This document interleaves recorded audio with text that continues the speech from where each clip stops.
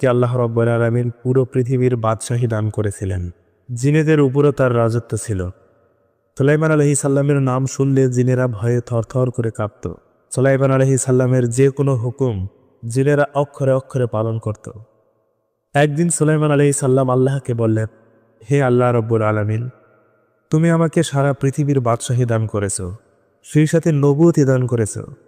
আমি সুলাইমান একদিন পৃথিবীতে থাকবো না। আমার বাদশাহী, আমার সিংহাসন, আমার রাজত্ব কোনো কিছুই থাকবে না। কিন্তু আমি এমন একটি কাজ করে যেতে চাই, যেই কাজের মাধ্যমে কিয়ামত পর্যন্ত পৃথিবীতে যত মুসলমান আসবে তারা আমাকে মনে রাখবে।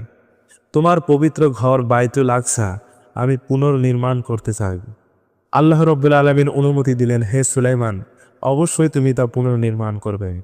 অতঃপর আল্লাহ রাব্বুল আলামিনের পক্ষ থেকে হুকুম পাওয়ার পর সুলাইমান আলাইহিস সালাম তার মন্ত্রীদের নিয়ে জরুরি সভার আয়োজন করলেন।